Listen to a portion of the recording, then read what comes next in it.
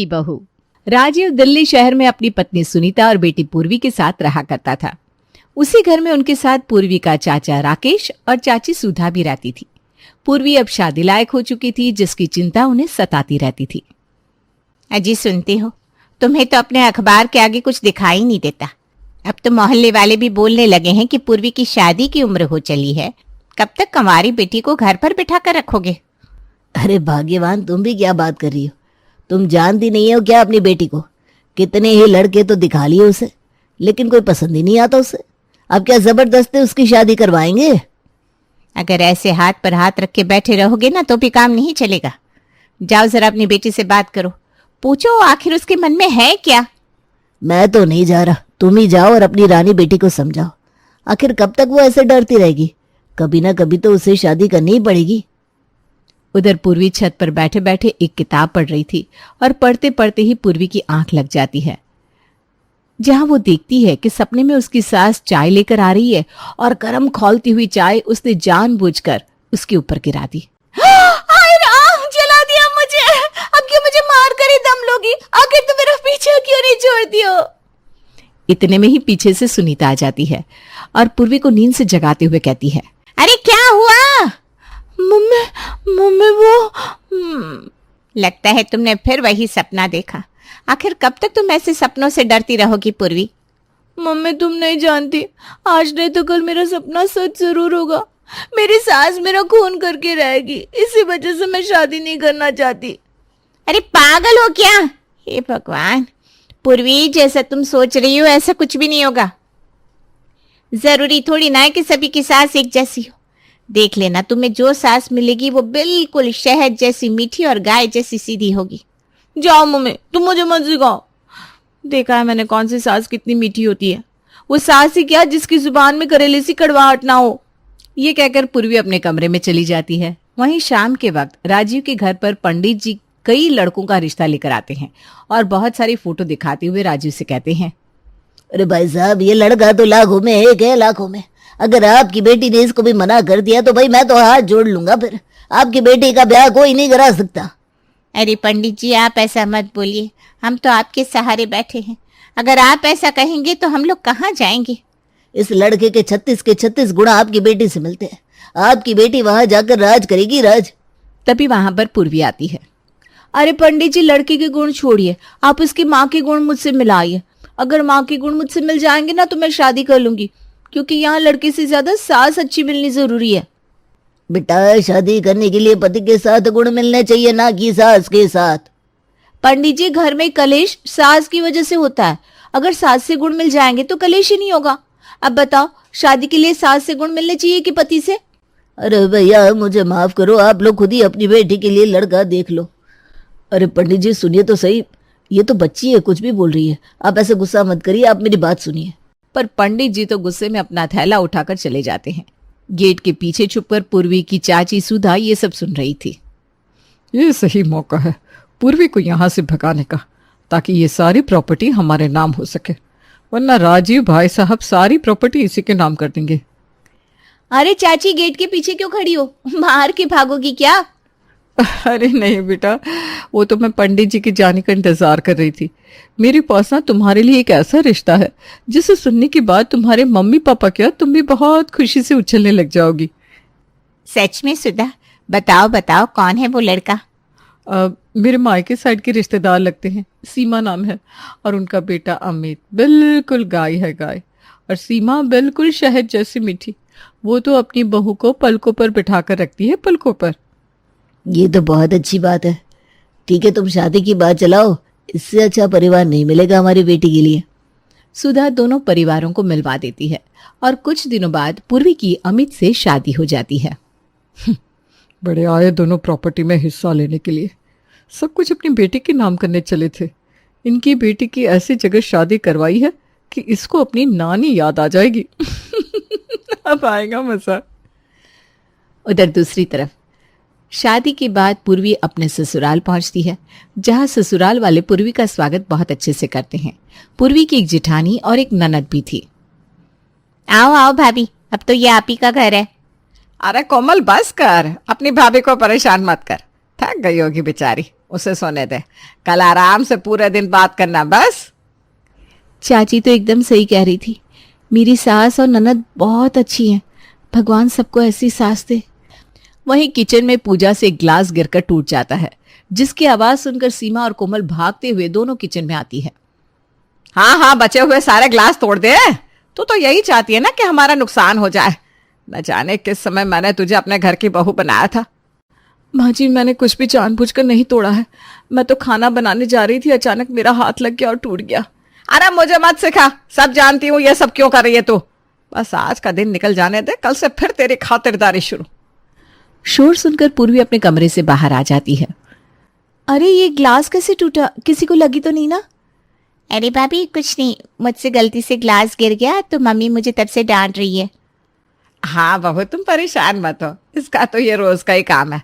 तुम जाओ अपने कमरे में आराम करो। कोमल, तुम्हें कहीं लगी तो नहीं ना? तुम ठीक हो ना? हाँ मेरी प्यारी भाभी, अब आपकी होते हुए मुझे चोट कैसे लग सकती है। चलो आप कमरे में चलो, मैं आपके लिए कुछ खाने को लेकर आती हूँ।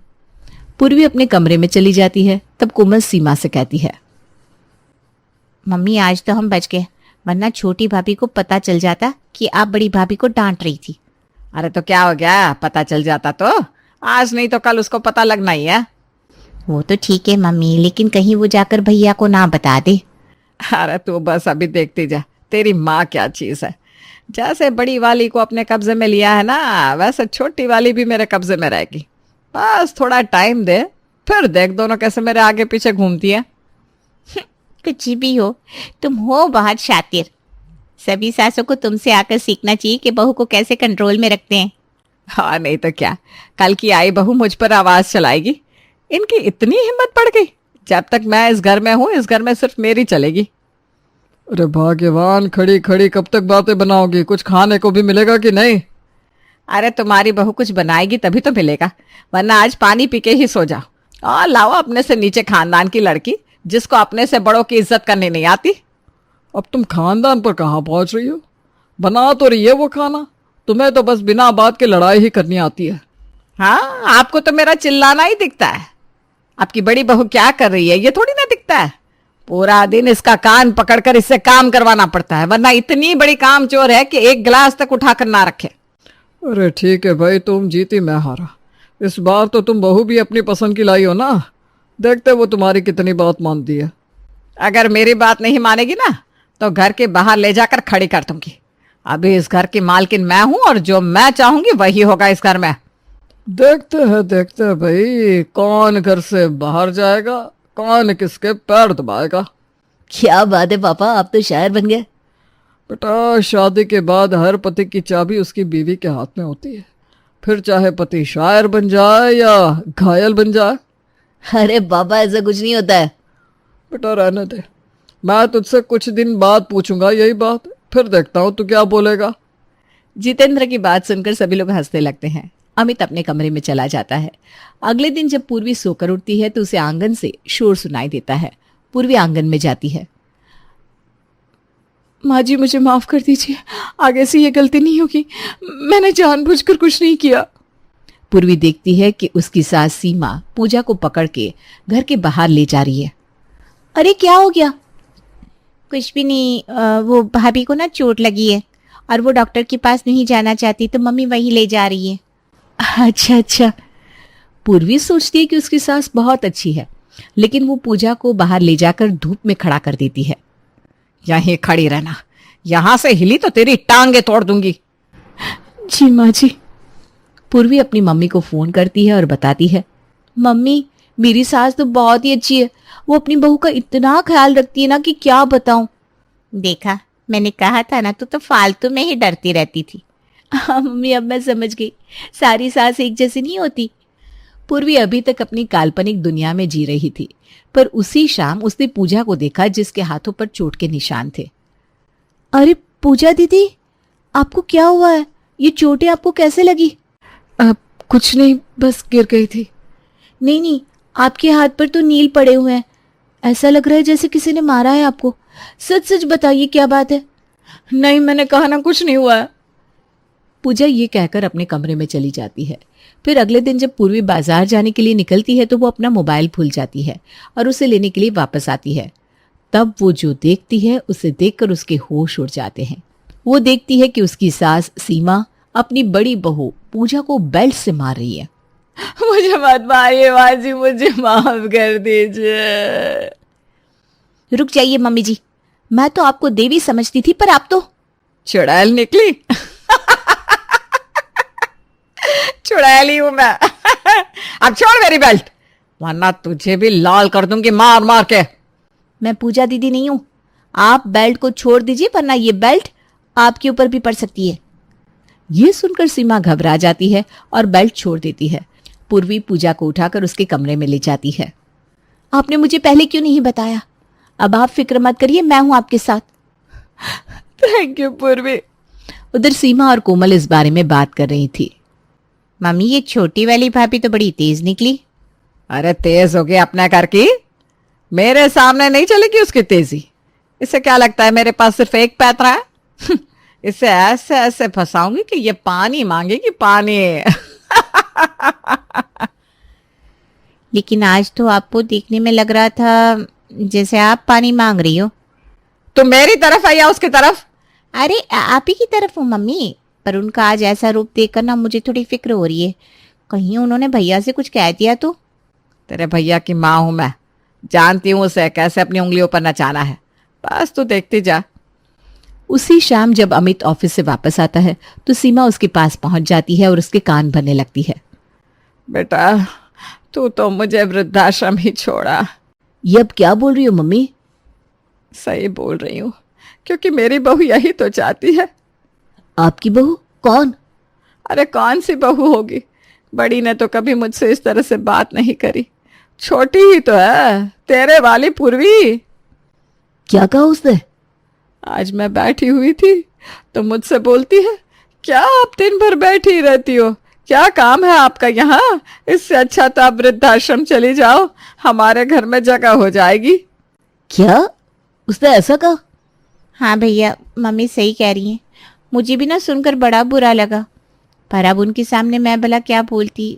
तो सोचा आप आओगे तो शायद आप ही कहोगे कुछ, या फिर शायद मम्मी को छोड़ाओगे वृद्धाश्रम। और क्या?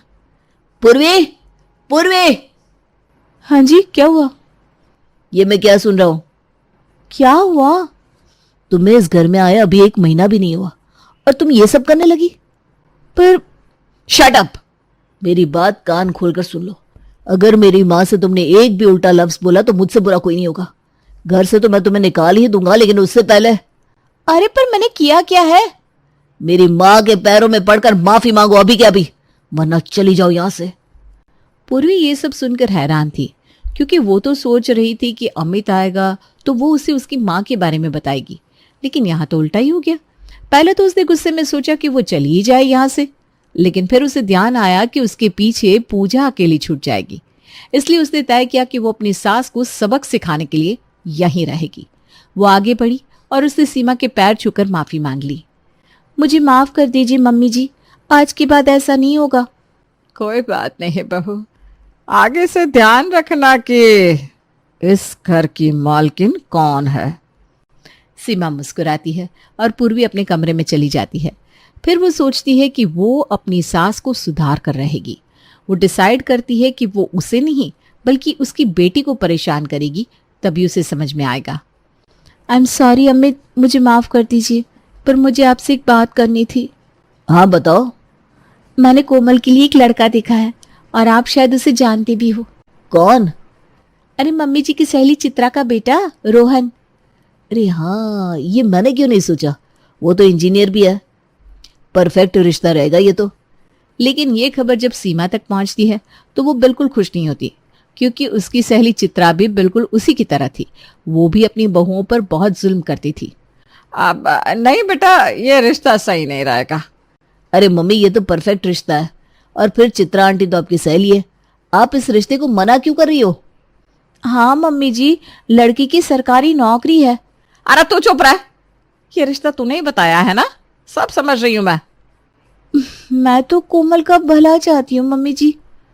बहू सही कह रही है, सीमा मना मत करो, ऐसा रिश्ता बार बार नहीं आएगा।